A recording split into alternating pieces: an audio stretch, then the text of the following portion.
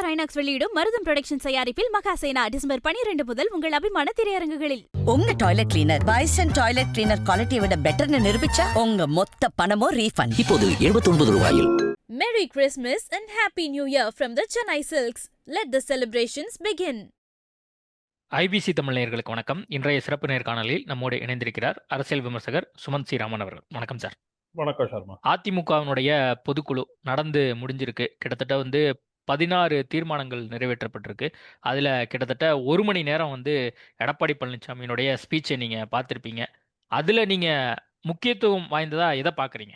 முதல்ல இந்த பொதுக்குழு கூட்டத்தினுடைய முக்கியத்துவம் அப்படின்னு பார்த்தீங்கன்னா தீர்மானங்கள்ல இல்ல, யாரெல்லாம் வந்தாங்கங்கிறதுலதான். ஏன்னா கடந்த சில நாட்களாக இவர் ஓடிடுவாரு, அவர் போயிடுவாரு, நாளைக்கே இவர் தாவேகா போறாரு, அவர் திமுக போறாருன்னு சோசியல் மீடியால போட்டு கண்டினியூஸா இது பண்ணிட்டு இருக்காங்க, போட்டுட்டு இருக்காங்க.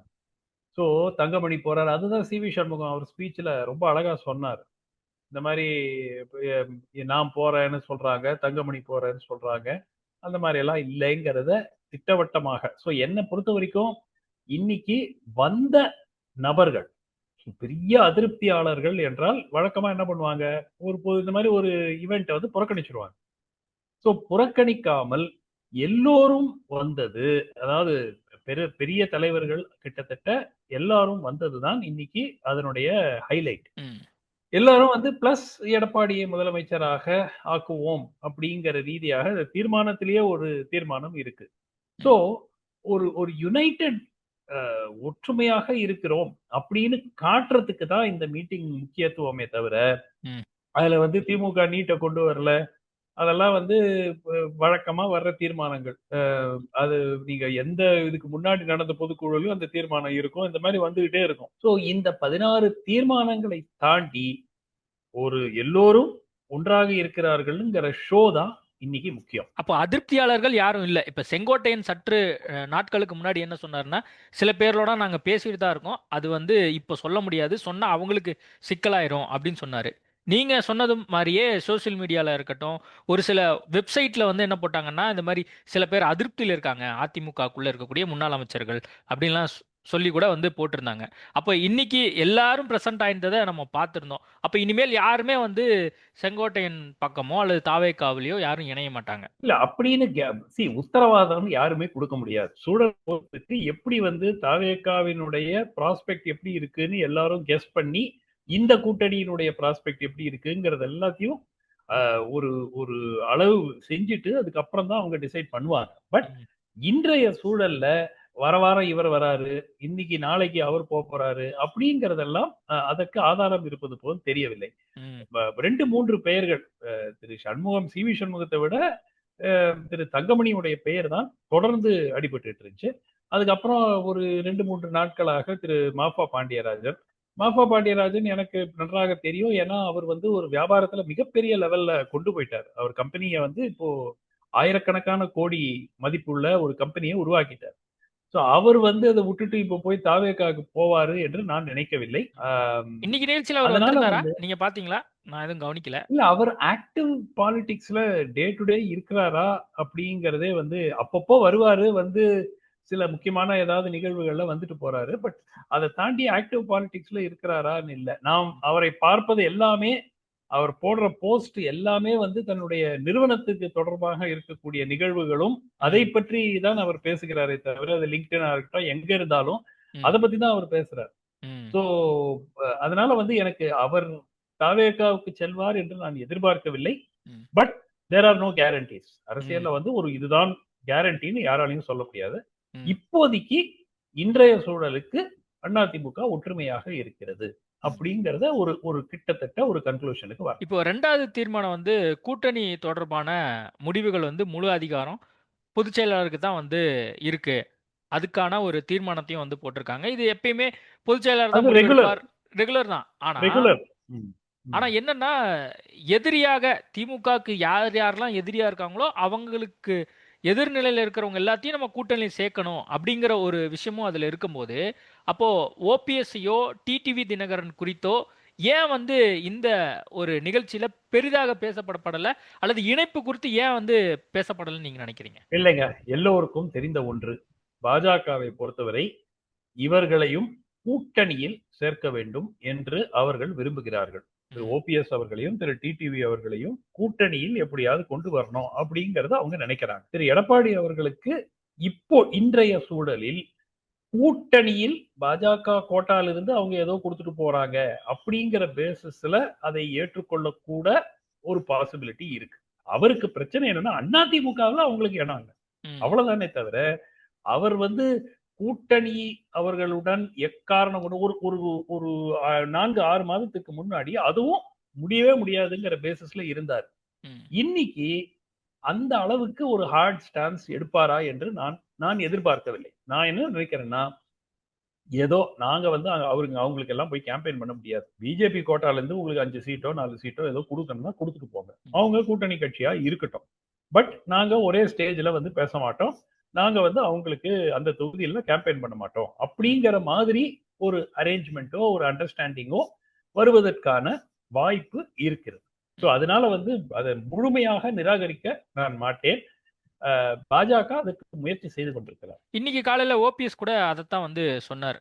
எல்லாரும் ஒன்றிணையணும் அப்படின்னு தான் பாஜகவும் நினைக்குது அப்படின்னு வந்து ஓபிஎஸ் வந்து இன்னைக்கு காலையில சொல்லியிருந்தார். ஆனா இன்னைக்கு காலையில சிவி சண்முகமா இருக்கட்டும் அல்லது பேசின மற்ற முன்னாள் அமைச்சர்கள் எல்லாரும் என்ன சொன்னாங்கன்னா, எதிரி எந்த அளவுக்கு நம்ம வீழ்த்தப்படணும்னு நினைக்கிறோமோ துரோகிகளும் வந்து நம்ம கண்காணிச்சு இப்ப கடைசியா அவங்களையும் நம்ம வந்து என்ன பண்ணிட்டோம் பாத்தீங்களா அப்படின்னு சொல்லி அந்த மாதிரியான விமர்சனங்கள் இருந்தது. எதிரி துரோகி ரெண்டையுமே வந்து சம அளவுல வச்சுதான் அவங்க பார்த்ததையும் நம்ம பார்த்தோம்ல. இல்ல, நான் மற்றவர்கள் பேசியதை விட திரு எடப்பாடி அவர்கள் திட்டவட்டமாக எக்காரணம் கொண்டும் தேசிய ஜனநாயக கூட்டணியில் திரு ஓபிஎஸ் அவர்களுக்கோ திரு டிடிவி அவர்களுக்கோ இடம் இல்லை அப்படிங்கிற ஒரு கேட்டகாரிக்கல் ஸ்டேட்மெண்ட் இன்னைக்கு வந்ததாக நான் பார்க்கவில்லை.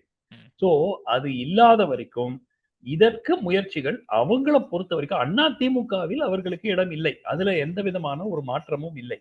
பாஜக சொல்றதுங்கிறதுனால உடனே திரு ஓபிஎஸ் வந்து அதிமுக சேர்த்துப்பாங்களான்னா மாட்டாங்க. ஆனால் தேசிய ஜனநாயக கூட்டணியில் ஒரு எக்ஸ்டர்னல் அலையன்ஸ், சீட் அட்ஜஸ்ட்மெண்ட், அலையன்ஸ்ங்கிறது கூட ஒரு வார்த்தையை விட தொகுதி பங்கீட்டில் அவருக்கும் சில தொகுதிகள் ஒதுக்கலாம், இல்ல டிடிவி அவர்களுக்கும் தொகுதிகள் ஒதுக்கலாம் அப்படிங்கிற அடிப்படையில ஒரு அரேஞ்ச்மெண்ட் பாஜக முயற்சி செய்து ஒரு இன்சிஸ்ட் பண்ணாங்கன்னா அது நடக்கக்கூடிய வாய்ப்பு இருக்குது. அண்ணாமலை டெல்லி போயிருக்காரு. கடந்த வாரத்துல கூட போயிட்டு அமித்ஷா வந்து மீட் பண்ணிட்டு வந்தார் அப்படிங்கிற செய்தியை பார்த்தோம்.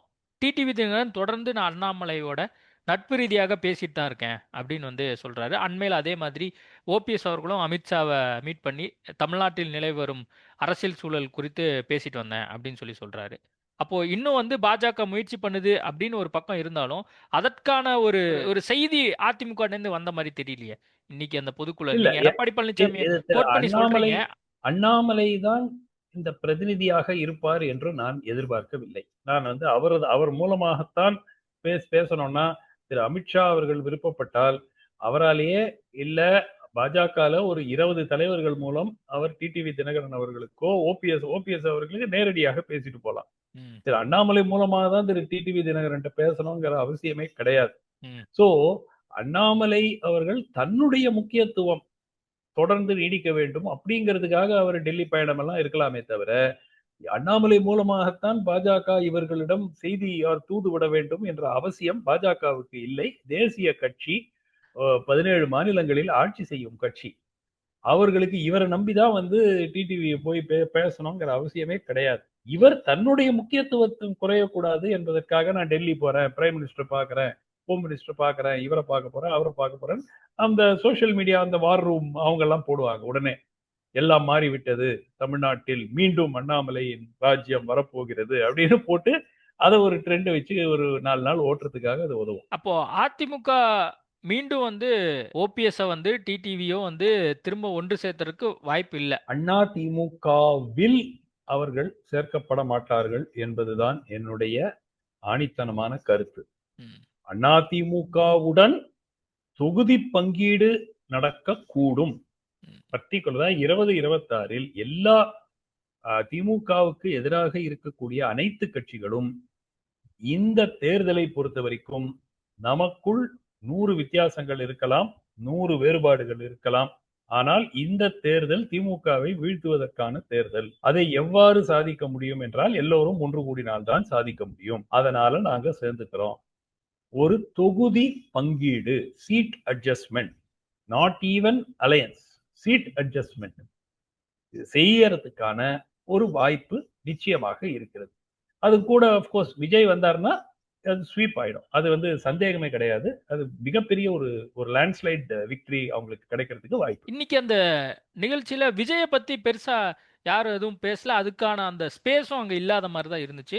அதே மாதிரி தான் விஜய் அவர்களும் அதிமுகவை பத்தியோ அல்லது அங்க இருக்கக்கூடிய தலைமை பற்றியோ பெருசா விமர்சிக்கல அப்படிங்கிறதையும் நம்ம பார்க்குறோம். அவர் திமுக எதிரி, அதே மாதிரி பாஜக எதிரி அப்படின்னு சொல்லி பேசிட்டு போறாரு. இன்னைக்கு தாவேகா குறித்தோ விஜய் குறித்தோ யாருமே எதுவுமே பேசலையே. இல்லைங்க, விஜயை பொறுத்த வரைக்கும் அதிமுகவோட கூட்டணி வைக்கிறதுல அவருக்கு எந்த பிரச்சனையும் கிடையாது. வெளிப்படையாகவே அவர் தாவேகாவினரிடம் பேசினா அங்க பிரச்சனையே பிஜேபி அந்த கூட்டணியில ஏற்கனவே இருக்குதுங்கிறது தானே தவிர அதிமுகவுக்கும் விஜய்க்கும் பெரிய லெவல்ல பிரச்சனை கிடையாது. எம்ஜிஆர் படத்தை வச்சிருக்காங்க, செங்கோட்டையன் ஜெயலலிதா படத்தையே தாவேகா மீட்டிங்ல பாக்குறாங்க. சோ நீங்க அந்த மாதிரி இருக்கும் போது நீங்க அதிமுக ரொம்ப மோசமான கட்சினா ஏன் தலைவர் போட்டோவை போடுறீங்க? அந்த கேள்வி வரும் இல்லையா? சோ நிச்சயமா விஜய்க்கு அதிமுக உடன் கூட்டணி வைப்பது எந்த பிரச்சனையும் இல்லை. எஸ், தொகுதி பங்கீட்டுல எங்களுக்கு முதல்ல அவர் கேட்ட இதெல்லாம் டிமாண்ட்ஸ் எல்லாம் அவங்களால நிச்சயமா யோசிச்சு கூட பார்க்க முடியாது. பட் இப்ப கொஞ்சம் இறங்கி வந்திருக்காரு, அதுல சந்தேகமே கிடையாது. ஆனால் பாஜகவை என்ன செய்வது? அந்த பிரச்சனை தான். இப்ப பாஜக அந்த கூட்டணியில இருக்கு, கொள்கை எதிரி என்று நாங்கள் தெரிவித்து விட்டோம், அவர்களோட போய் எப்படி கூட்டணி வைக்கிறது அப்படிங்கிற அந்த சிக்கலுக்கு என்ன தீர்வு, எப்படி அதை ஸ்கர்ட் பண்ண போறாங்க அப்படிங்கிறது தான் கீயே தவிர, இல்லைன்னா விஜய் அதிமுகவோட கூட்டணி கிட்டத்தட்ட உறுதி செய்யப்பட்டிருக்கும். இந்த ஒரு சிக்கல் தான் அதுக்கு தடையாக நிற்கிறது. இப்ப பாஜகவோட கூட்டணி தொடரும் அப்படிங்கறதையும் அவங்க உறுதிப்படுத்திட்டாங்க. அது மட்டும் இல்லாம 2026ல தான் தான் முதலமைச்சர் அப்படிங்கிறதையும் அதிமுகவினுடைய அந்த பொதுக்குழுல தீர்மானமும் நிறைவேற்றப்பட்டிருக்கு. அப்போ அதுல எந்த ஒரு மாற்றம் இல்லாத போது மீண்டும் உள்ள விஜய் வருவதற்கு வாய்ப்பு இல்லை அப்படிங்கிறது புரிஞ்சுக்கலாமா? இல்ல, அதாவது ரெண்டு விஷயங்க. அதான் ஏற்கனவே சொன்ன மாதிரி ஒரு கூட்டணி அமைக்கப்பட்டால் அதற்கு திரு எடப்பாடி பழனிசாமி தான் சிஎம் கேண்டிடேட். அதுல எந்த விதமான ஒரு சந்தேகமும் இல்லை. ஒரு என்னன்னா விஜய் அவர்களுக்கு 2 ஆஃபர் அதிமுக தரப்பிலிருந்து கொடுக்கப்படுகிறது. அதுதான் நான் கேள்விப்பட்ட வரை. துணை முதலமைச்சர், அதிகாரத்திலும் ஆட்சியிலும் பங்கு, பிளஸ் ஒரு கணிசமான எண்ணிக்கையில் இடங்கள். இதுதான் ஆஃபர். இதை இவர் விருப்பப்பட்டால் எடுத்துக்கொள்ளலாம். இல்ல தனியா போய் திமுகவைத்தான் மீண்டும் ஆட்சியில கொண்டு உட்கார வைப்பேன், நான் அதிமுக உடைஞ்சிரும், 5 வருஷம் நான் காத்துக்கிட்டு இருக்கேன் அப்படின்னு நினைக்கலாம். அதுவும் ஒரு பாசிபிலிட்டி இருக்கு. இப்ப விஜய் வெற்றி பெற்று முதலமைச்சர் ஆக போறது இல்ல. சோ அவருக்கு 2 ஆப்ஷன் இருக்கு. டெப்டி சிஎம் ஆகி ஆட்சி அதிகாரத்தில் பங்கு பெறுவதற்கு ஒரு வாய்ப்பு இருக்கிறது. இல்லை என்றால் சரி, இப்போ அதிமுக வெளிப்படையா அதை ஏத்துக்க மாட்டாங்க. நீங்க நாளைக்கு போய் சொன்னீங்கன்னா தனி மெஜாரிட்டியோட நாங்க தான் ஆட்சி அமைப்போங்கிறது தான் டைலாக், அப்படிதான் வரும். ஆனால் ஆஃப் த ரெக்கார்ட் அவர்கள் ஆட்சியிலும் பங்கு, அதிகாரத்திலும் பங்கு கொடுப்பதற்கு அவர்கள் தயாரான ஒரு சிச்சுவேஷனுக்கு வந்துட்டாங்க. அதை வெளிப்படையா எந்த தலைவரும் சொல்ல மாட்டாங்க. நீங்க இப்ப நாளைக்கு போய் திரு எடப்பாடி அவர்களையோ யாரை கேட்டாலும் இதுதான் பதில். அதிமுக தனி பெரும்பான்மையுடன் ஆட்சி அமைக்கும்ங்கிறது தான் பிப்ரவரி, மார்ச், ஏப்ரல் வரைக்கும் அதான் பதில். இன்னைக்கு அதுதான் அவர் சொல்றாரு. அமித்ஷா வேற ஒரு விஷயத்த சொல்றாரு, கூட்டணி ஆட்சி அப்படிங்கிறாரு. ஆனா எடப்பாடி பழனிசாமி இன்னைக்கு வரைக்குமே தனிப்பெரும் கட்சியாக அதிமுக ஆட்சி அமைக்கும், 210 தொகுதியில அதிமுக ஜெயிக்கும். இப்போ நீங்க ஒரு கட்சி நடத்துறீங்க சர்மா, உங்க கட்சி தொண்டர்கள்ட்ட பேசுறீங்க, இல்லைங்க டவுட் தான், எப்படியாவது இந்த கூட்டணி கட்சிகள் தயவுல நம்ம ஆட்சிக்கு வந்துடலாம் அப்படின்னு சொல்வீங்களா? நாம் தனித்து ஆட்சி அமைப்போம், அறுதி பெரும்பான்மை நமக்கு தான் கிடைக்கும்னு சொல்வீங்களா தேர்தலுக்கு முன்னாடி? இப்பவே நீங்க கூட்டணி கட்சி ஓட்டு வந்தாதான் எங்களுக்கு ஆட்சி கிடைக்கும்னு பேச ஆரம்பிச்சிட்டீங்கன்னா உங்க கட்சி தொண்டரே பங்க் ஆயிடுவாங்கல்ல. என்னங்க இது இந்த மாதிரி பேசுறாரு அப்படின்றாங்கல்ல. இது எதிர்பார்க்கப்பட்டது தான். இதே டெம்போ தான் கண்டினியூ ஆகும். ஆனால் திரு எடப்பாடி அவர்களுக்கும் தெரியும் தனித்து மெஜாரிட்டி வருவதற்கான வாய்ப்பு மிகவும் குறைவு. விஜய் வந்தாலும் தனி மெஜாரிட்டி வருமா அப்படிங்கிறது சந்தேகம். விஜய் வந்தால் கூட்டணியோட கம்ஃபர்டபுள் மெஜாரிட்டி அவர்களுக்கு கிடைப்பதற்கு உறுதியாக வாய்ப்பு இருக்கிறது. அதுல எந்த விதமான ஒரு சந்தேகமும் இல்லை. இன்னைக்கு அந்த பொதுக்குழுல நல்ல கூட்டணி அமையுங்கிறாரே, அது என்ன கூட்டணி? இன்னும் 2 மாசம் டைம் இருக்கு. நல்ல கூட்டணி என்னை பொறுத்த வரைக்கும் தாவேகாவுடன் ஒரு கூட்டணி அவர்களை எப்படியாவது உள்ள கூட்டிட்டு வந்துட்டாங்கன்னா இந்த எலெக்ஷன் அப்படிங்கிறது கிட்டத்தட்ட ஒரு டிசைடட் எலெக்ஷனா ஆயிடும் என்ன பொறுத்தவரை. அப்கோர்ஸ் 3 மாதம் 4 மாத காலம் இருக்கிறது, அதுக்குள்ள ஏதாவது ஒரு நிகழ்வு வரலாம், ஏதாவது ஒரு சேஞ்ச் வரதுக்கான வாய்ப்பு இருக்கு. பட் இன்றைய சூழல்ல அதிமுக பிளஸ் பாஜக பிளஸ் தாவேகா பிளஸ் பாட்டாளி மக்கள் கட்சி ஏதாவது ஒரு சைடு இருந்தால் 150 160க்கு மேல் வெற்றி பெறுவார்கள் என்பது நான் இப்போ சொல்லல. நான் இது 8 மாசம் முன்னாடி சொல்லிட்டு இருக்கேன். தாவேகா அதிமுக பக்கம் வந்தா எலெக்ஷன் தே வில் ஸ்வீப். வருவார்களா வரமாட்டார்களா அது போக போகத்தான் தெரியும். ஆனால் வந்து விட்டால் அது ஒரு இன்னெவிட்டபிள் எலெக்ஷன் ஆயிடும். இன்னைக்கு திமுகவை கடுமையா விமர்சிச்சத நீங்க பார்த்திருப்பீங்க. நிறைய விஷயங்கள் எங்கெங்கெல்லாம் அந்த பொதுக்கூட்டங்கள்ல போய் பேசிட்டு அந்த சுற்றுப்பயணத்துல பேசினாரோ அதே அளவுக்கு இன்னைக்கு பொதுக்குழுவிலையும் பேசியிருக்காரு.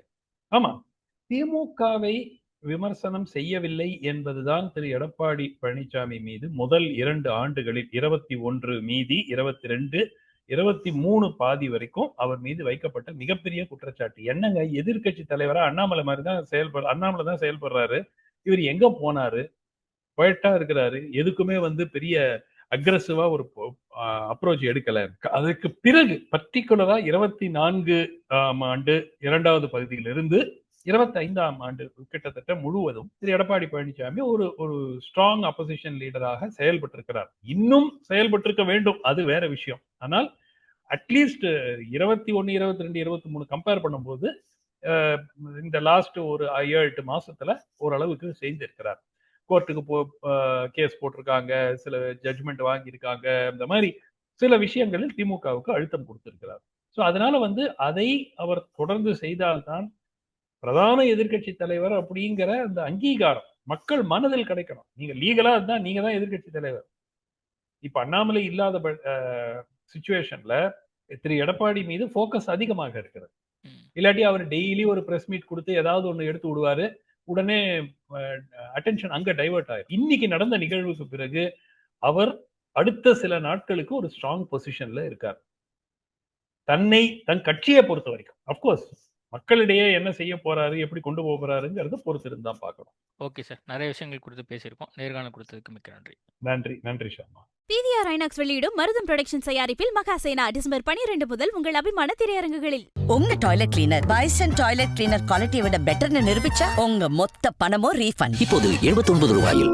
Merry Christmas and Happy New Year from the Chennai Silks. Let the celebrations begin.